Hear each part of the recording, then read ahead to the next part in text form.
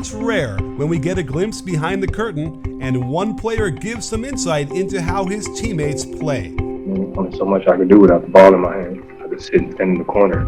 When we run in plays for our best players, every team knows that they do a good job of shutting that down.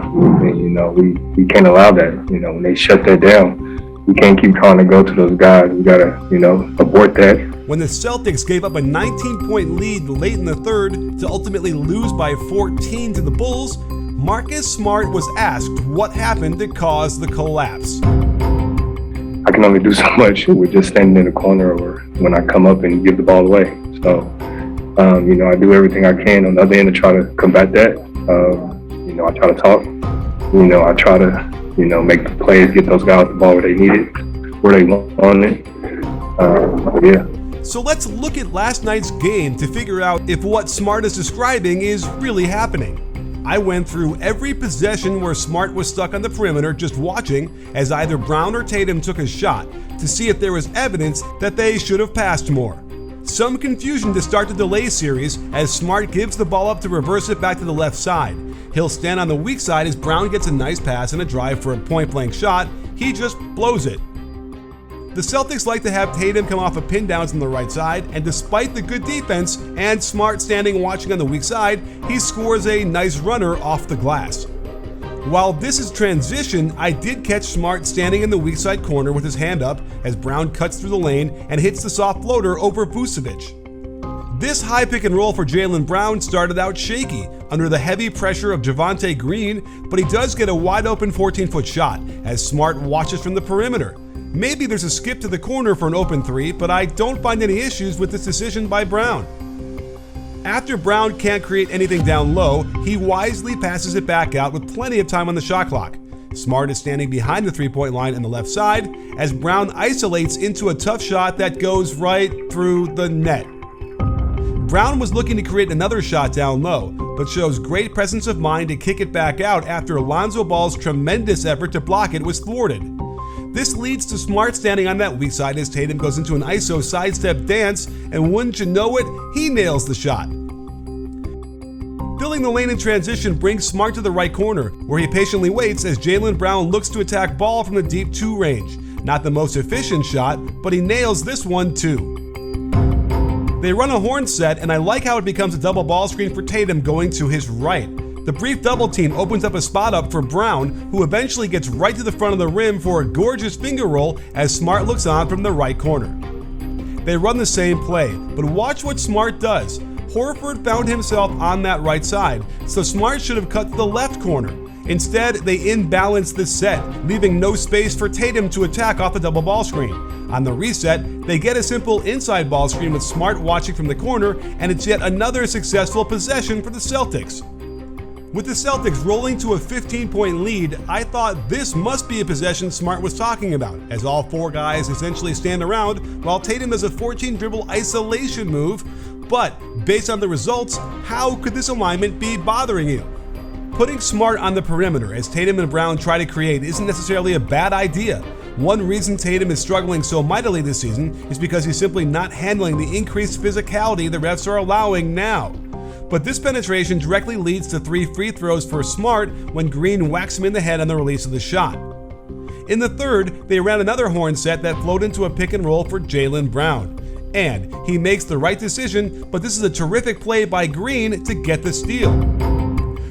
With Smart buried in the deep corner, the Bulls get aggressive with the double, and you can see DeRozan not wanting to leave Smart open in the corner. This allows Richardson to cut right in front of him. Unfortunately, he drops the pass for what would have been a certain 2 points. When you say things in a press conference that could be construed as criticism of your teammates, you have to be worried about the effect it will have on the locker room. See Simmons, Ben.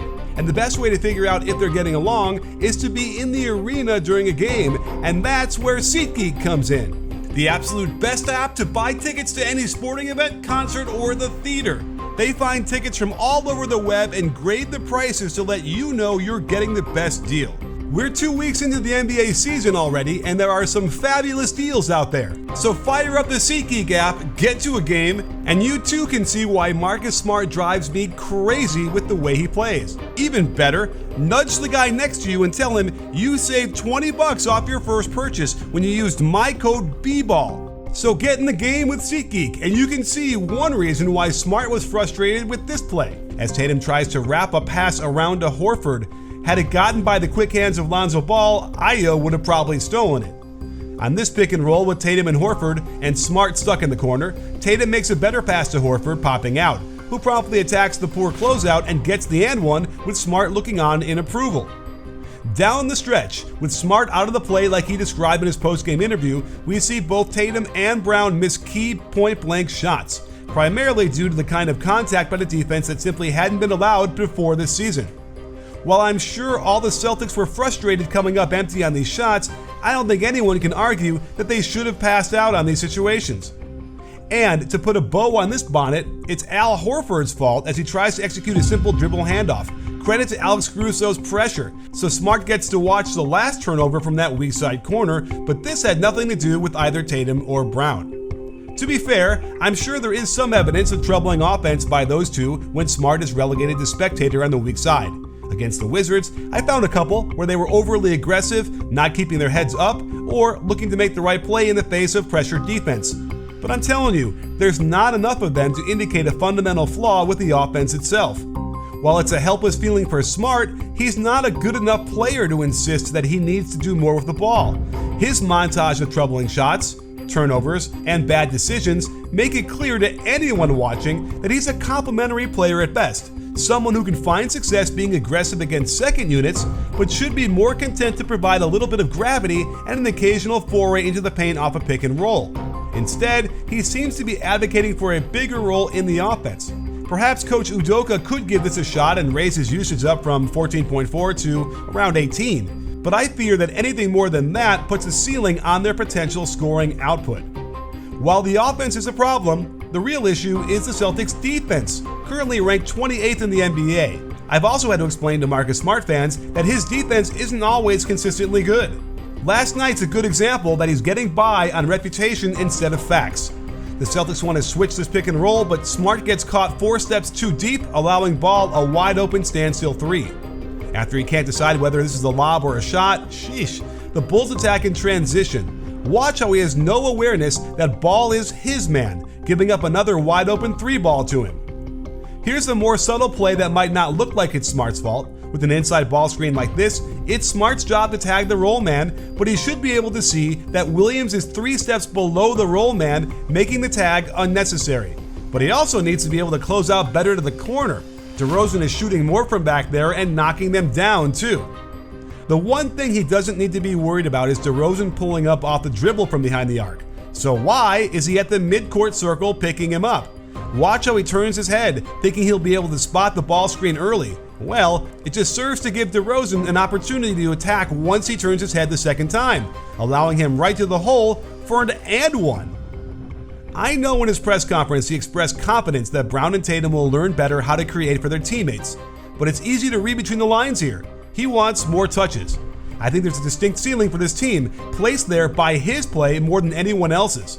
Brown is having an all-star year, while Tatum still needs to adjust to the extra physicality and bring his shooting splits way up. There isn't anywhere for Smart to go. He is what he is.